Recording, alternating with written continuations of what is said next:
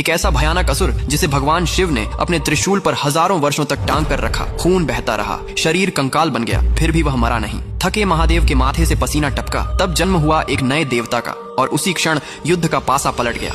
ये कहानी उस समय की है जब माता पार्वती ने खेल खेल में भगवान शिव की आंखों को ढक दिया। उस क्षण संपूर्ण ब्रह्मांड अंधकार में डूब गया। उसी समय शिव के शरीर से कुछ पसीने की बूंदें पृथ्वी पर गिरीं और उनसे एक बालक उत्पन्न हुआ। उस बालक को बाद में असुर राज हिरण्याक्ष ने अपनाया और अपने पुत्र की तरह पाला। यही बालक आगे चलकर अंधकासुर कहलाया। शिव की पसीना से जन्म लेने के कारण बचपन से ही उसमें अपार शक्ति थी। शक्ति के अहंकार में डूबकर उसने कठोर तपस्या की और भगवान शिव से एक भयानक वरदान प्राप्त किया कि यदि उसके शरीर से गिरा रक्त धरती पर पड़े तो उसी रक्त से नए नए असुर उत्पन्न होंगे। इस वरदान के बाद अंधकासुर का अहंकार बढ़ता गया। उसने देवताओं के यज्ञ रोक दिए, ऋषियों को सताने लगा और तीनों लोकों में आतंक फैल गया। हद तो तब हो गई जब अंधकासुर देवी पार्वती को पाने का दुष्ट प्रयास भी किया, यह सोचकर कि वे उसकी माँ हैं। इस अहंकार के कारण शिव अत्यंत उग्र हो गए। भगवान शिव स्वयं युद्ध के लिए उतरे। शिव और अंधकासुर का युद्ध अत्यंत भयानक और लंबा चला। शिव जब भी उस पर प्रहार करते उसके रक्त से नए असुर उत्पन्न हो जाते। युद्ध इतना तीव्र हो गया कि स्वयं शिव के मस्तक से भी पसीने की बूंदें गिरने लगी। यही पसीना पृथ्वी पर गिरा जिससे जन्म हुआ मंगल देव का। मंगल देव लाल, उग्र और अग्नि स्वरूप थे क्योंकि वे शिव की युद्ध ऊर्जा से उत्पन्न हुए थे। मंगल देव ने युद्ध में शिव की सहायता की। अंततः शिव ने अंधकासुर को अपने त्रिशूल से भेद दिया। भेद कर हजारों वर्षों तक टांग कर रखा। उस लंबे समय तक अंधकासुर त्रिशूल पर लटका रहा और उसका रक्त निरंतर बहता रहा और मंगल देव अंधकासुर के गिरते रक्त को समाहित करता रहा। अंततः